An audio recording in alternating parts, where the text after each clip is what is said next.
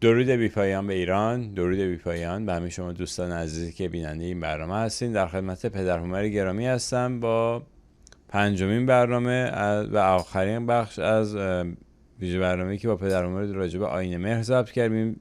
پنجمین بخش است و آخرین بخش و قراره که در این بخش اون 7 مرحله آیین مهر رو پدر هومر برای ما توضیح بدن. میریم پیش پدر هومر. هومر جان درود بر شما. با درود و آفرین بر روان و فروهر همه آزاد زنان و بزرگ مردانی که با ساخت و پرداخت آیین‌های ورجاوندی مانند آیین مهر و دیگر آیین‌های فرهنگساز و پیشبرنده ارزش‌های والای زندگی سنگی بر سنگی گذاشتند و کاخ ورجاوند بنیاد فرهنگ جهان‌آرای ایران را فراز آفریدند.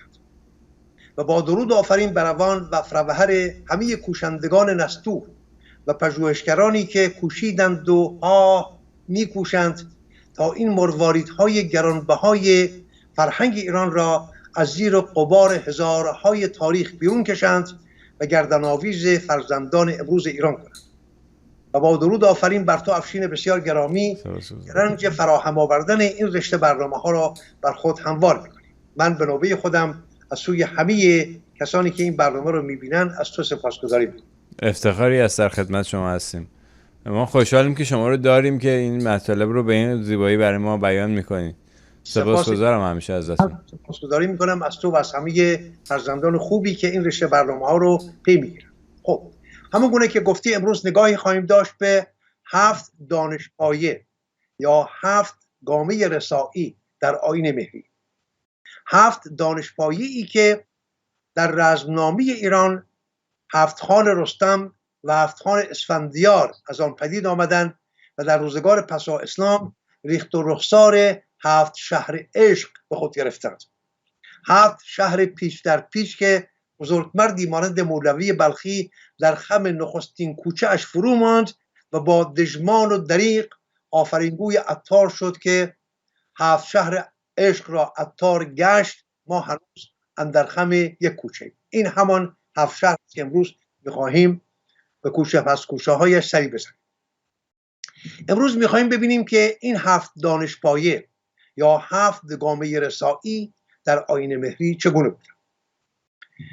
دانشجویی که می‌خواست تن و روان خود را در دبستان مهر بپرورد و از این سرچشمه دانش بنوشد و روان خود را و جان خود را پرورش بدهد، میبایست 7 دانشپایه یا از 7 گامه رسایی بگذرد. گامه یکم یا نخستین دانشپایه کلاغ بود. چرا نام این نخستین دانشپایه را کلاغ گذاشتند؟ برای اینکه کلاغ همه چیز خوار است، درست مانند ما مردم. از خوردن هیچ چیز روی بر نمیتابد.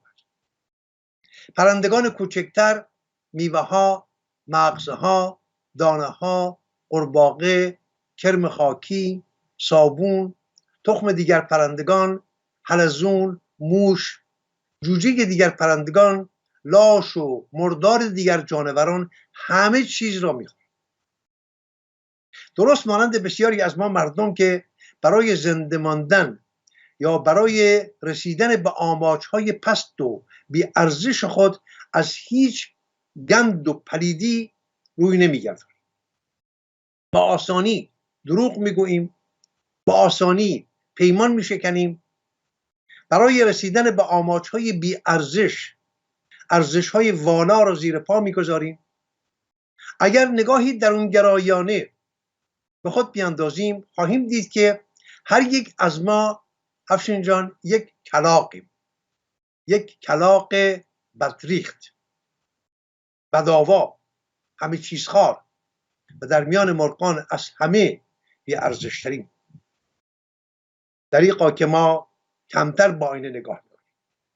بشود که هر یک از ما دست کم یک بار، اگر شده است یک بار در سال، یک بار خود را در آینه بنگریم و این زشتی‌های خود را ببینیم. من یک بار در گفتگویی با تو افشین جان این رو گفتم که ما در آینه نباید نگاه کنیم تنها برای دیدن زیبایی‌های خود. باید در آینه بنگریم برای یافتن زشتی های خود. کاری است که خوشبختانه بانوان ما میکنند. نه تنها بانوان ایرانی، بلکه همه بانوان، همه زنان در سراسر جهان این کارو میکنند. دست کم این برتری زنان هست نسبت به ما مردان. هر زنی هنگامی که در آینه نگاه میکند تنها در جستجوی زیبایی ها و برازندگی های خود نیست، نابرازندگی ها را جستجو میکند، زشتی ها را میپاید و میخواهد که آنها را از میان بردارد. اگر رنگی در میان رنگ های جامعه با هم هماهنگ نیستند، اگر بخشی از جامعه اون شایستگی خود را از دست داده است، یا بخشی از موها یا گونه آرایش یا پیرایش به هم ریخته است، میخواهد اینها را از میان بردارد.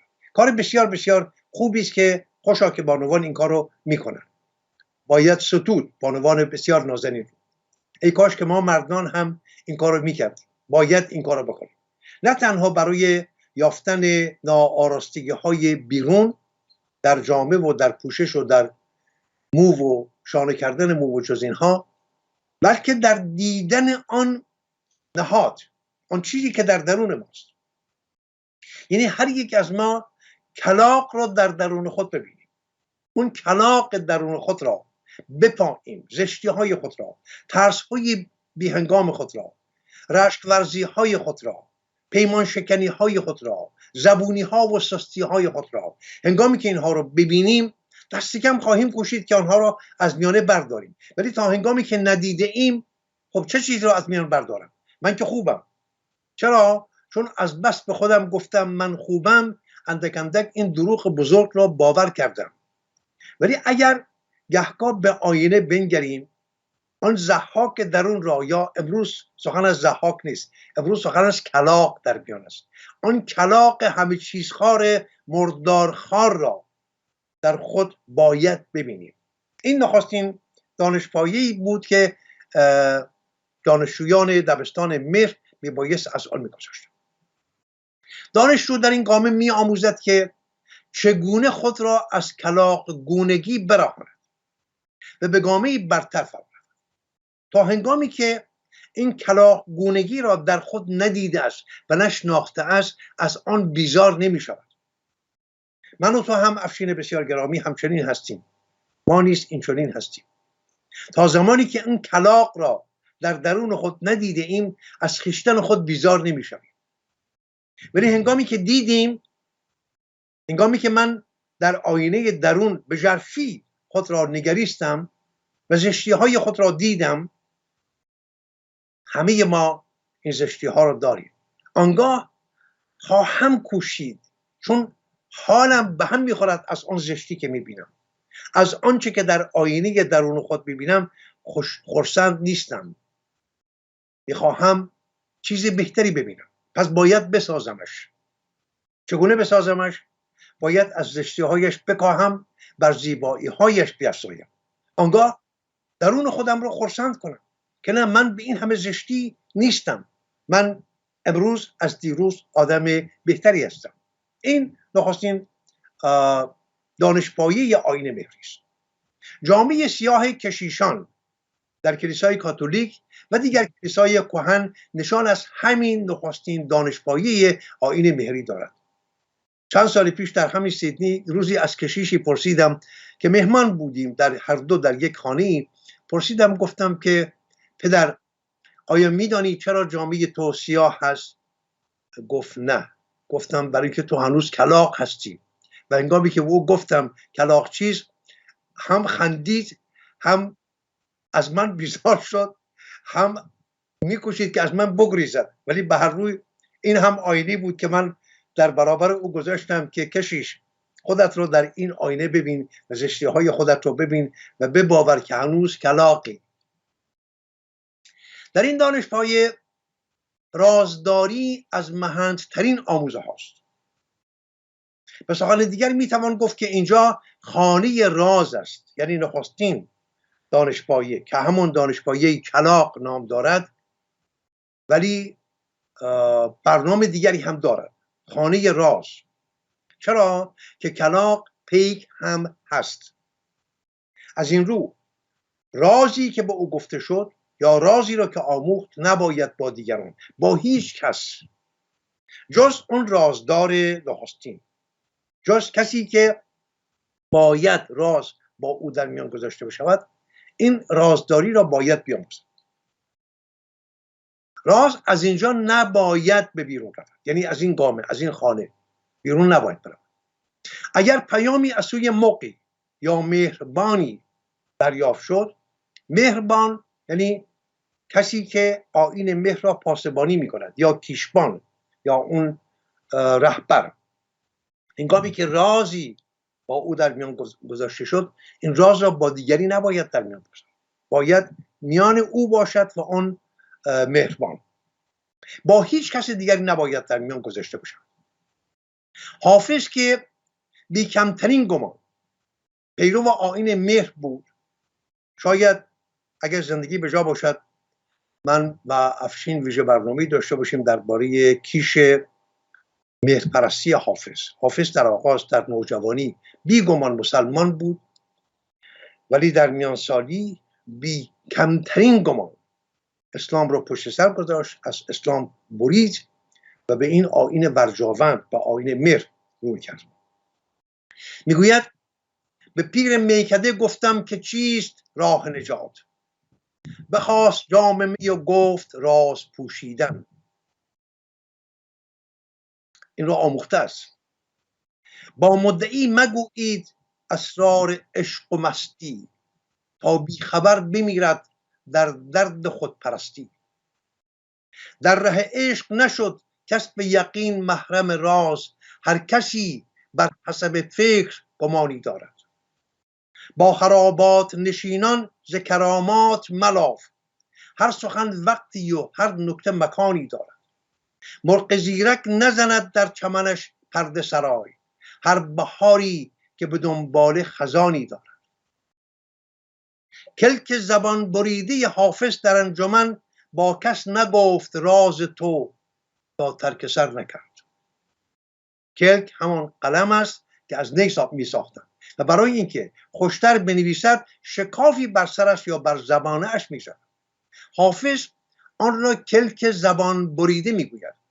راز را تا پای جان و تا ترک سر کردن نمی توان با دیگران در میان گذاشت و حافظ این رو در نخستین گامه آیین مهری آموخته است.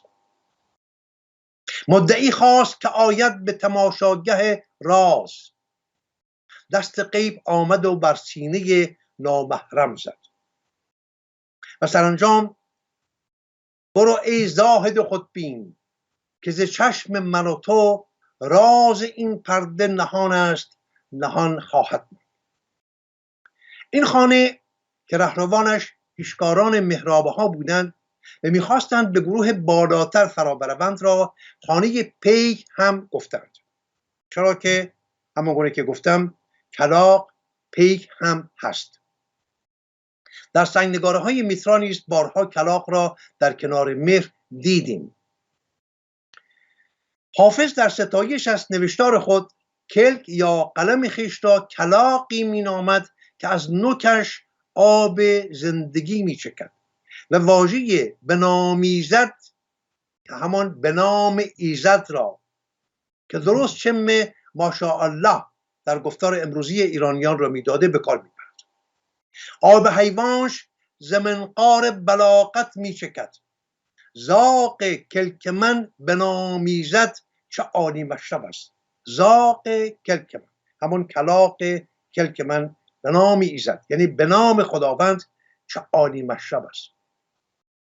پس از اینکه رهروان در خانه یکم آنچه را که شایان آموختن بود می آموختند و از آزمایش‌های آن سرفراز بیرون می آمدند، ایشان را با آیین‌های ویژه شستشو می‌دادند تا آماده رفتن به دانشپایه دوم شوند. خانه دوم یا دومین دانشپایه آیین مهری کرکس بود. کرکس پرنده است تیز پرواز، سنگین بال، دوربین، بانوک بسیار نیرومند و زندگانی دراز.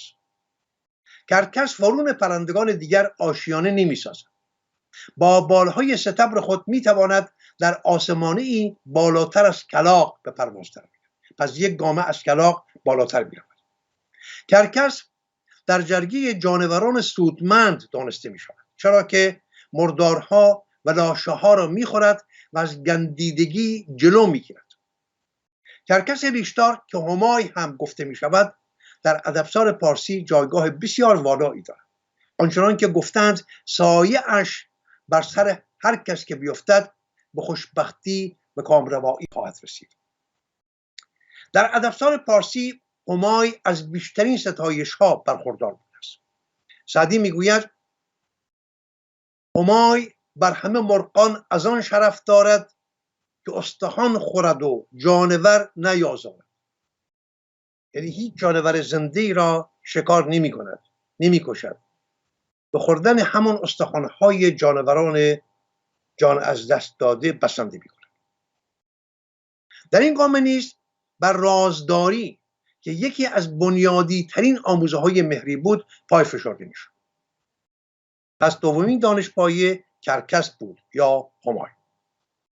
سومین دانشپایه مهری سرباز یا رزمنده بود.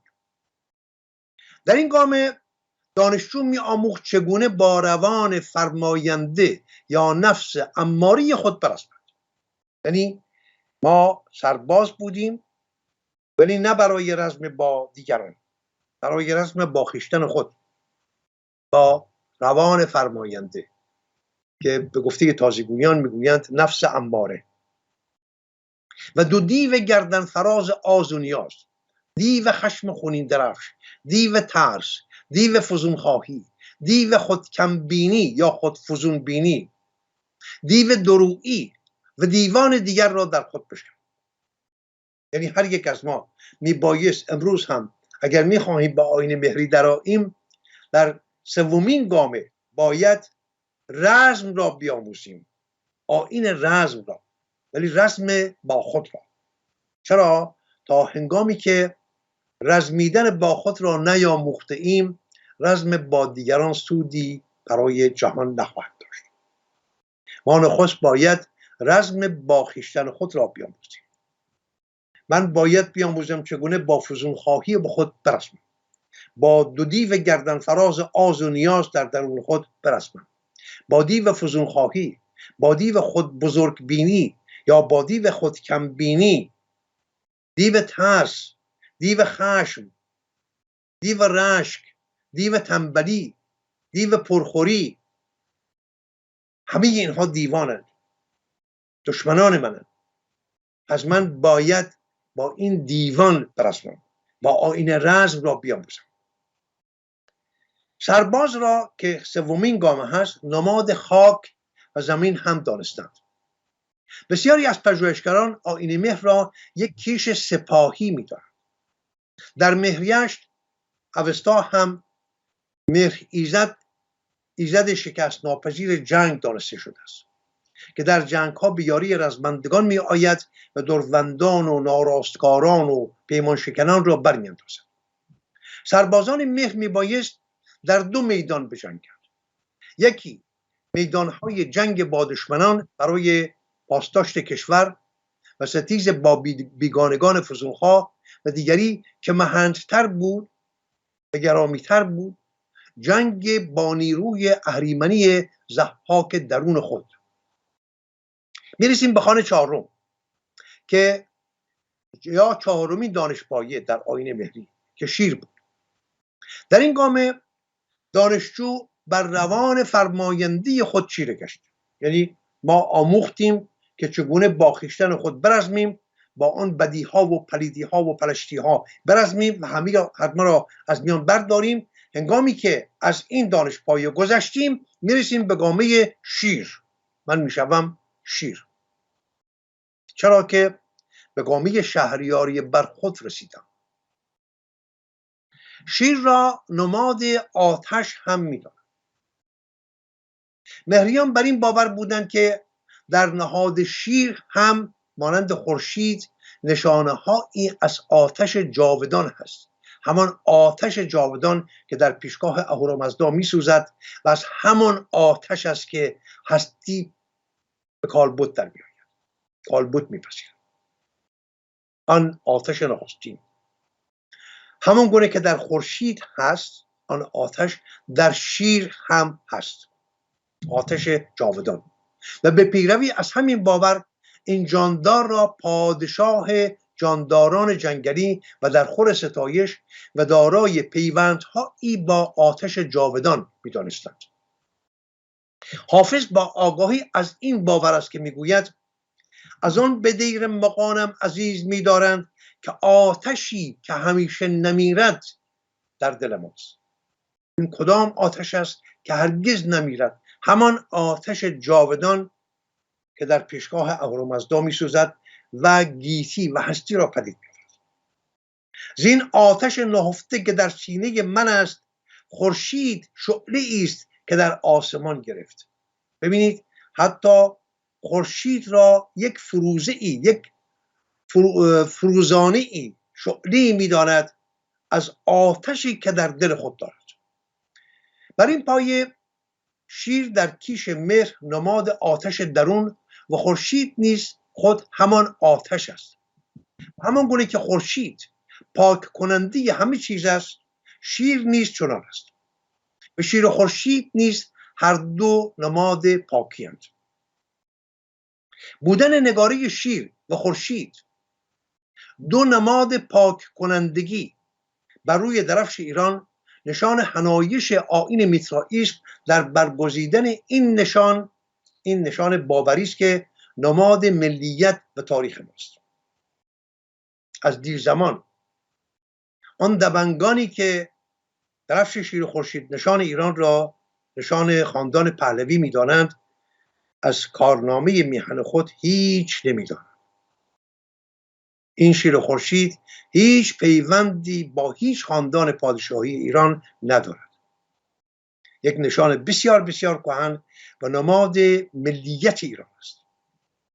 با آن بی‌ارزی نکنید. گرامی ترین نشان در میان همه نشانه هایی که به جا مانده همین نشان شیر و خورشید است. آقا محمد خان قاجار که دشمن نادرشاه بود میخواست نشان شیر و خورشید را به شوند اینکه روی پرچم نادر هم بود بردارد، ولی کسانی که در اون مایه این نماد را میشناختند به وی گفتند شیر نماد علی پیشوای یکم شیعیان است. چرا؟ چون میدانستند آقا محمد خان قاجار یک مسلمان بسیار بسیار یک شیعه پیورز بود. از این رو گفت خب اگر چنین است ذوالفقار را هم به دستش بدهید. و چنین شد که شمشیر را به دست شیر دادند. ولی تا پیش از آقا محمد خان قاجار شیر ایران هرگز شمشیر نداشت. امروز هم شیر ایران با آن تیغ هندی یا با آن شمشیر نیازی ندارد. تا پیش از آقا محمد خان قاجار از 2500 سال پیش به این سوی در همه جا نشان شیر و خورشید بدون شمشیر است. چرا؟ پیداست.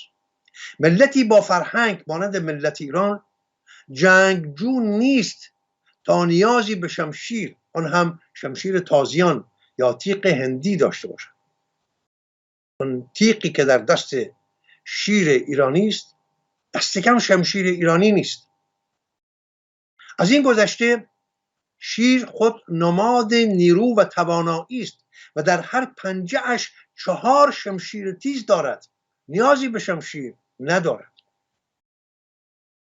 این را گفتم تا فرزندان خوب ما بدانند نسبت به این درفش زیبای ایران، این نشان شیر و خورشید بی‌ارزی نکنید. این هیچ پیوندی ندارد. مولوی بلخی چند صد سال پیش میگوید ما همه شیریم، شیرهای علم، حملمان از باد باشد دم به دم. خود را شیری میداند بر پرچم، علم همون پرچم است، درفش. ما همه شیریم. کدامین شیر؟ شیری که بر پرچم است. ما همه شیریم، شیرهای علم، حملمان از باد باشد دم به دم. باد که میزند این پرچم تکان میخورد، این شیر تکان میخورد. میگوید اگر میبینید که این شیر در کار یورش بردن است، نه، ما شیرهای این گونه هستیم. نگاهی خردگیرانه دارد بر خود و بر مردم روزگار خود. ولی این که میگوید ما همه شیریم، شیرهای علم، پیوندی ندارد با خاندان پهلوی یا خاندان دیگری. حالا اگر یک خاندان پادشاهی این را زنده کرد، خب خوشم، باید سپاسگزار هم باشیم. نه اینکه در ستیز با آن خاندان پادشاهی اینگونه با خود بستیزیم، نشانه های فرهنگ خود را به خاکستر بریزیم، به خاکروبه بیاندازیم. چرا؟ چون این پرچم در زمان رضاشاه یا در زمان آریامر چنین و چنان شد. این یاوه ها را باید از خود دور کنیم. بسیار. میرسیم به پنجمین گامه یا پنجمین دانشپایه. در پنجمین خان یا پنجمین دانشپایه مهری میرسیم به گامه پارسی یا ایرانی. در هستی شناسی ایرانی زاده شدن در ایران نشان ایرانی بودن نیست. این که میگوید ایرانی، نه اینکه هر کسی که در ایران زاده شده باشه، نه، هر که در ایران زاده شد، در ایران بالید، در ایران بزرگ شد، ایرانی نیست. ایرانی کسی است که ایرانی زندگی میکند، ایرانی می اندیشد، ارزش های فرهنگ ایرانی را میشناسد و در زندگانی خود به کار میبرد. نمونه های بسیار در این زمینه میتوان آورد. در گذشته های دور بزرگانی مانند عبید زاکانی را داریم که از خاندان زاکان، یکی از آسیب رسان ترین تبارهای تازی بر مردم ایران بود. عبید زاکانی عربی بود، از یک خاندان بسیار بسیار بدترین آسیب ها را بر پیکر مردم ایران زدن، همین خاندان زاکان. ولی عبید که برآمده از چنین خاندانی بود در ایران، آنچنان ایرانی بالید، آنچنان ایرانی اندیشید و در پرتو اندیشه های خود آنچنان بزرگ شد که امروز او را از هر ایرانی ایرانی تر می‌دانیم. امروز چه کسی است که بگوید عبید زاکانی ایرانی نبود؟ عبید زاکانی از من و تو بسیار بسیار ایرانی تر بود، اگرچه از تبار عرب. ولی گرایش او به فرهنگ ایران، دریافت ژرف او از این فرهنگ جهان‌آرا، عبید زاکانی را از همه ما ایرانیان فراتر بود. از هر ایرانی او را ایرانی تر می‌دانیم، چرا که در دامن فرهنگ ایران پرورش یافت و بالید و سر برافراشت. در روزگار نوین هم بسیار کسانی داریم مانند پروفسور ریچارد فرای آمریکایی، پروفسور گرتروب آلمانی، پروفسور پاپ که از بسیاری از ما ایرانیان ایرانی تر بودن. من این سربلندی رو داشتم که هم با پروفسور گرتروب مهمان من بود چند هفته‌ای در سال 1998 و هم پروفسور ریچارد فرای که از دوستان نزدیک من بود و واپسین گفتگوها رو پیش از درگذشت با من داشت. شباهنگامی نیمه شب من رو از خواب بیدار کرد که با شادی بسیار به من گفت عمر میخوام مژده بدهم به تو.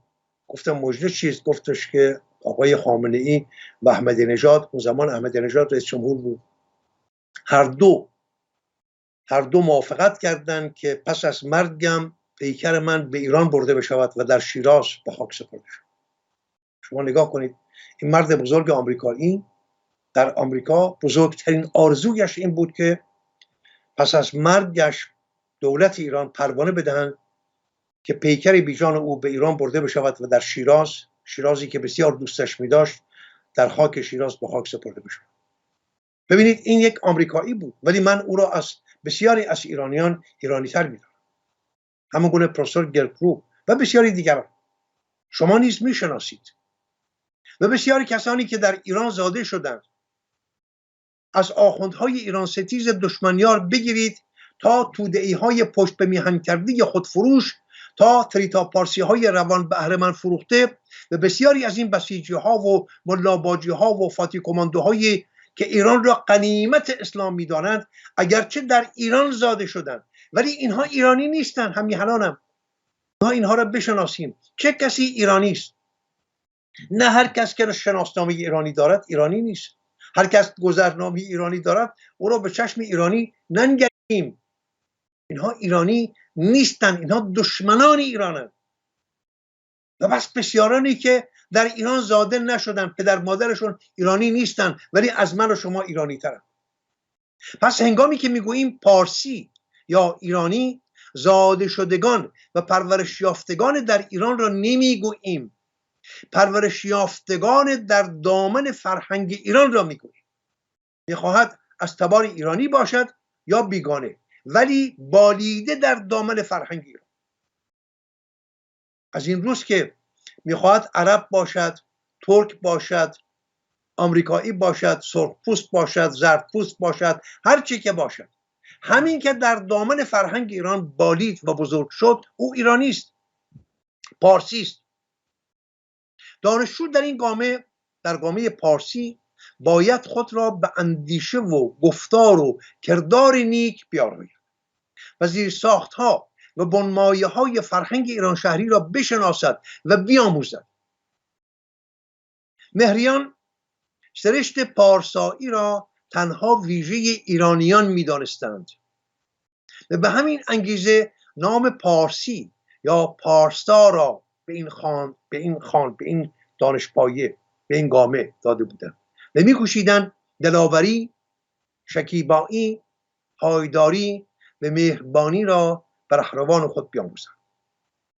و کسانی که تا این خان، یعنی تا این دانشپایه را می‌گذراندند، می‌توانستند کلاه شکستگی فریژی ویژه مهر را هم بر سر بگذارند. در آیین مهر شستشوی فراوان و بزرگداشت آب سرسختانه به کار بسته می‌شد. آب را هم مانند آتش برجاوند و پاک کننده می‌دانستند و به دستاویزهای گوناگون تنشویی می‌کردند. باز حافظ است که میگوید: دوش رفتم به در میکده خواب آلوده، خرقه تر دامن و سجاده شراب آلوده. آمد افسوس کنان مغبچه ای باده فروش، گفت بیدار شو ای رهرو خواب آلوده. شستشویی کن و وانگه به خرابات حرام، تا نگردد ز تو این دیر خراب آلوده. پاک و صافی شو از چاه طبیعت به در آی، که صفایی ندهد آب تراب آلوده. در اینجا خواست حافظ از خواب آلودگی تنی و پیکری نیست، خواب آلودگی روانی و خرد است، ناآگاهی است. واژه افسوس نیز وارون پندار بسیاری چم دریق را نمیدهد، زیرا چم درست آن ریشخند کردن است. حافظ میگوید: مغبچه ای پیشکار دیر مغان، مرا به ریشخند گرفت. افسوس کنان یعنی مرا به ریشخند گرفت و گفت: ای رهرو بیدار شو و آگاه باش و برو شستشویی کن تا آن دیر ویران از ناپاکی تو آلوده نشود.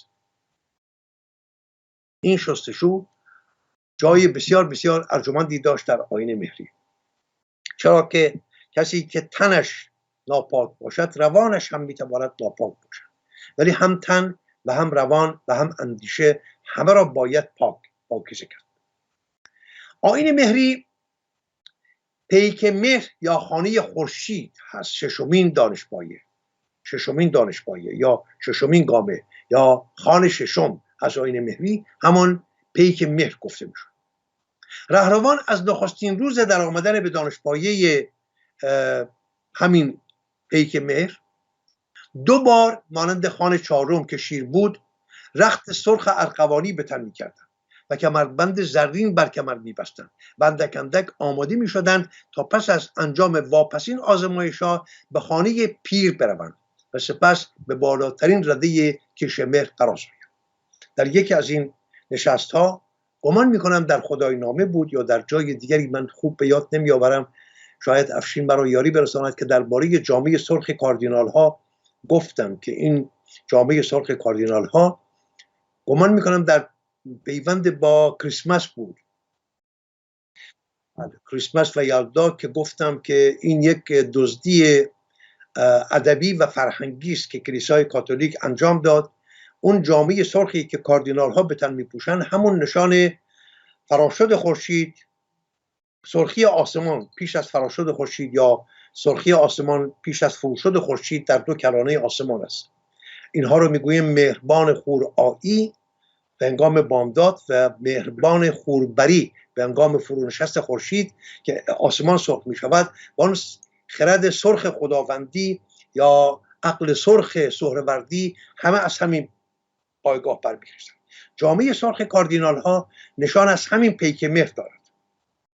آنها هم این جامعه را پوشیدند، ولی شاید امروز هم نمیدانند که چیست. شاید امروز اگر از یک کاردینال بپرسید که چرا سرخ میپوشی و چرا در زیر این جامعه سرخ یک جامعه سپید هست، نمیدانند.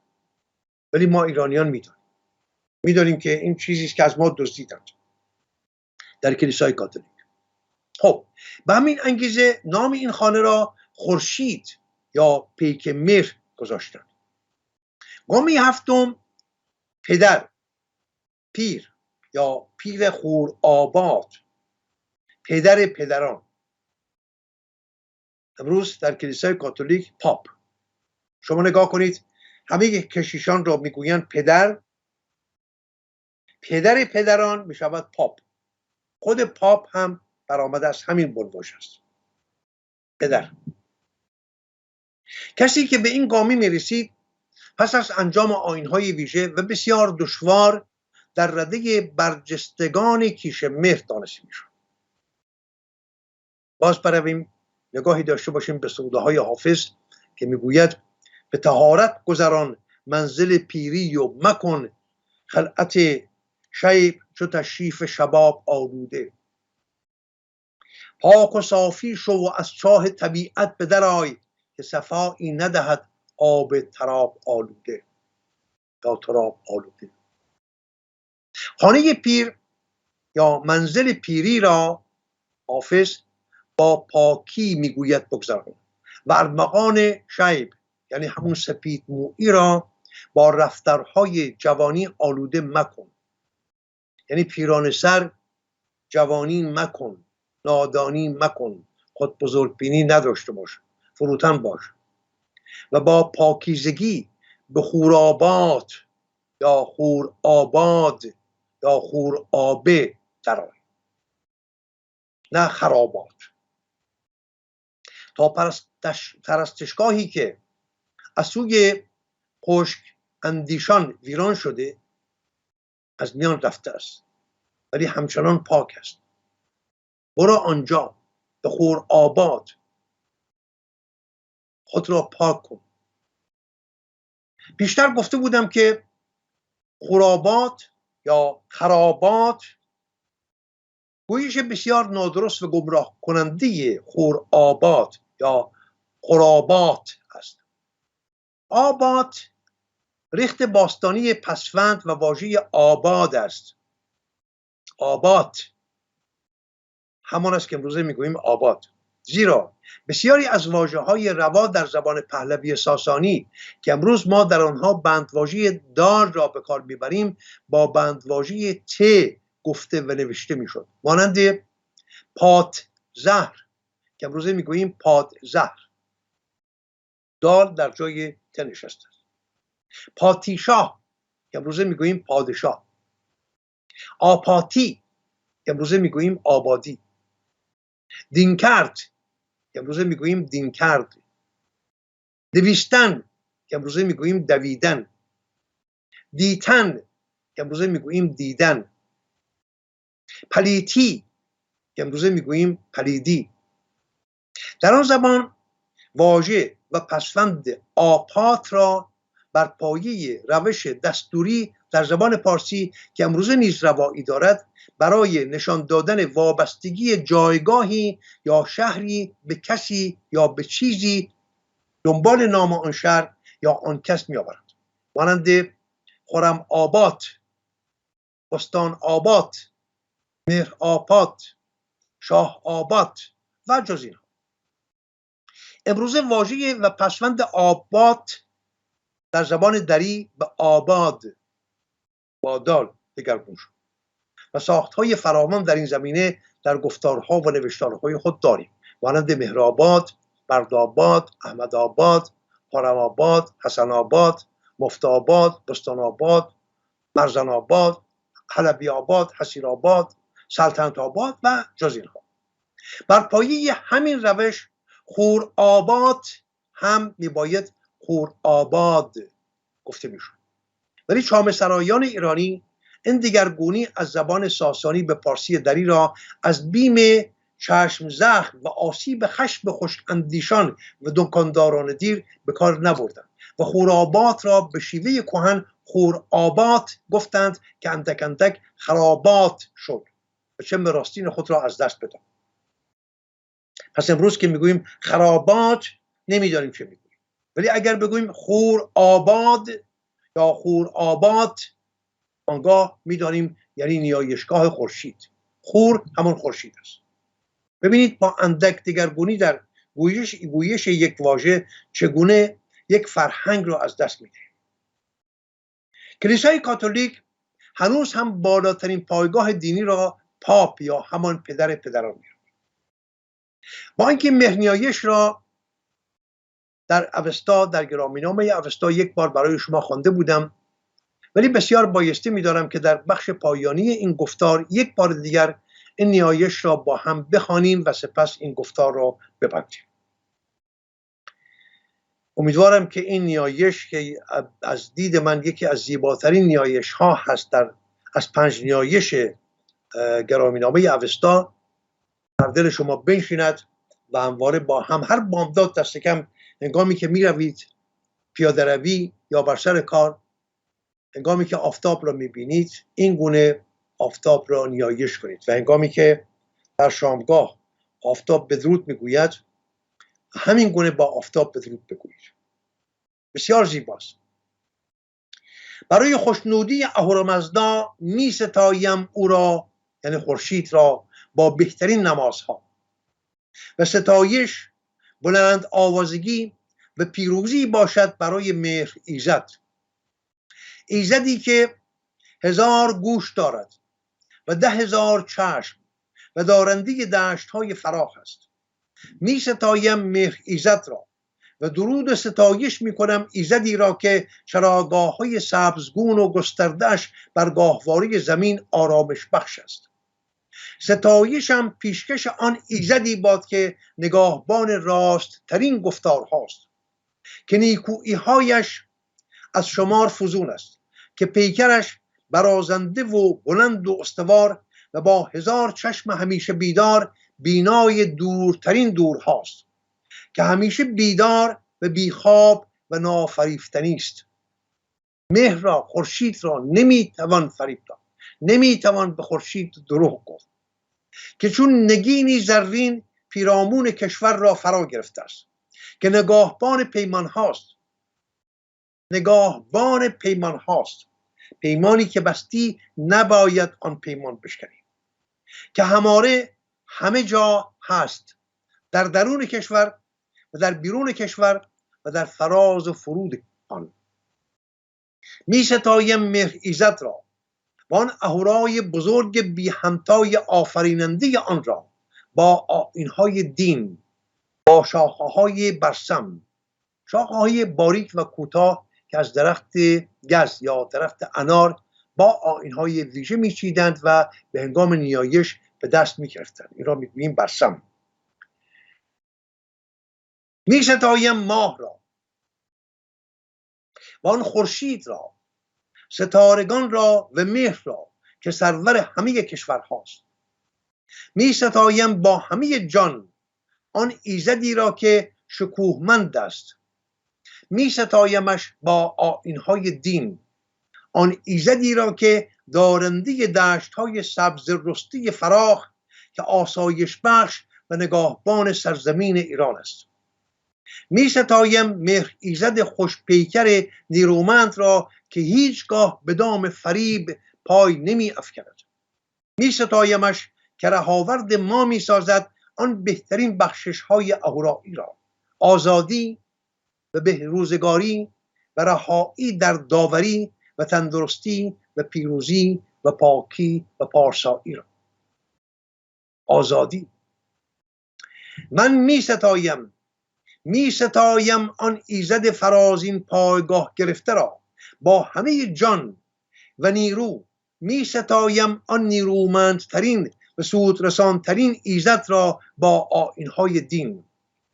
با سرودهای دلانگیز از جان خواسته که با بهترین گفتارهای آیینی به هم آمیخته، این همه را برای ایزد مهر که دارنده دشت‌های فراخ است و مزدا اهوراست که همه آگاهی از کردارهای راستین ستایشگرانه مردم دارد و پاداش اهورایی از آن زنان و مردانی است که نگاهداری آیین‌های دینشان و ستایش آنان برای مهر ایزد به راستی و درستی باشد.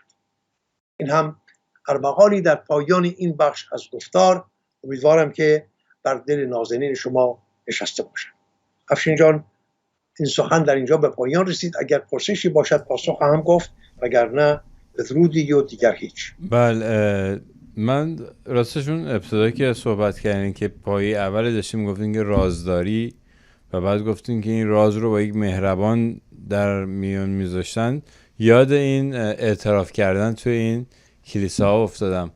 این ربطی داره به هم؟ دقیقاً آفرین، دقیقاً از همونجا برمیاد. یعنی این که میرود در گوش همون کلاغ راز خودش رو میگوید، با او در میان مینهد. برداشتی بسیار ناشیانه از همین پایگاه راز. آفرین. و محل خیلی سوء استفاده میشه البته در البته. چرا؟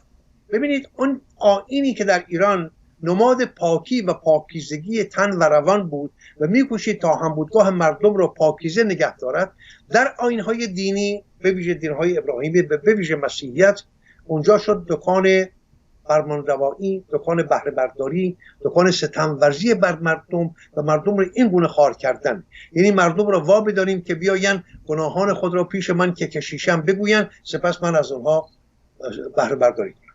بله، یعنی حالا شاید خیلی همیهنانمون نمیدونن، ولی بعضی وقتا بعد از این گناه رو گفتی بعد مثلا $20 $50 $30 بندازی تو